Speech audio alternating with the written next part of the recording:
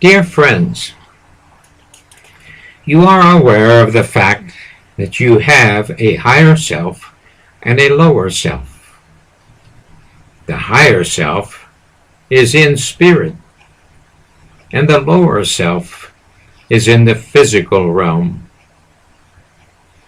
The ascension is the result of bringing the lower self up in consciousness until it is one with the higher self. In the book Climb the Highest Mountain, written by Mark and Elizabeth Prophet, this is discussed on pages 158 and 159. Here is a quote. The Prince of the House of Wakazi, exponent of freedom and a golden age culture, has the following advice to give to those who would diligently prepare themselves for that reunion with God which is the only path to immortality.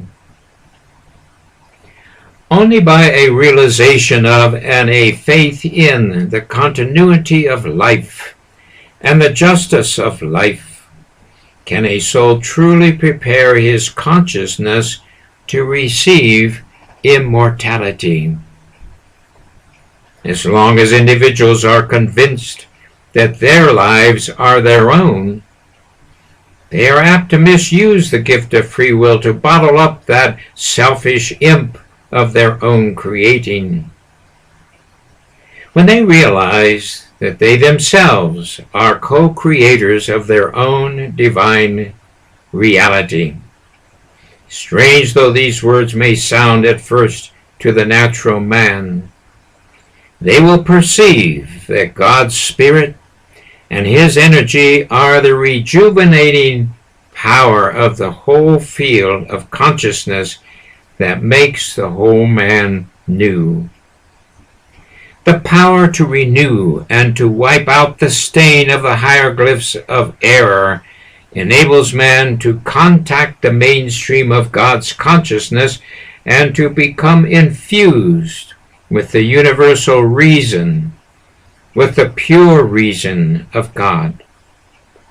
Yet the very name God has become to many an anathema because of human distortions, imaginations, and exaltations falsely premised.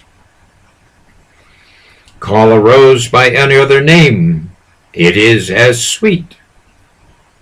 The ontology of man, the study of the nature of his being, is pursued through the soul of man, even as it is fashioned in the inward parts according to the nature of the Creator of all things.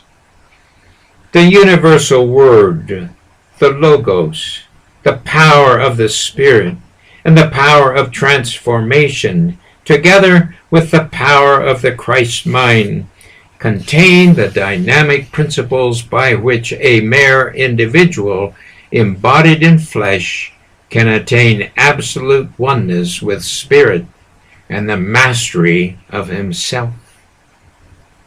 But if the field of consciousness be neglected, and the old carnal mind remain in command, it will surely interfere with the externalization of the mind of Christ. The mind of Christ is universal. It belongs to the ages, and it belongs to all men of the ages who are willing to appropriate it. Because the life that is God is transcendent, those who graduate from Earth's schoolrooms do not lose their life. Rather does the lower half of the undivided duality gain on a larger scale that reality which the upper half already has. The awareness of this reality by the total being of man enables him to establish a force field of co-actuality or coexistence with the individualized God presence of every ascended and unascended being. Thus, having found oneness with his real self, man is one with the real self of every other individuality conceived by God. This status of oneness obtains for man a passport into the realm of infinite identity. End of quote. So we ascend to our own higher self. This is the Christ self of each one. Notice that we have to get rid of our individualized human self. We must become universal. What does that mean to you? We have to get rid of our differences from others and see that we are one, which forces us to get rid of our likes and our dislikes of others. We accept the Christ flame in all other people. We, seeing the Christ flame in others, then do not criticize, condemn, or judge.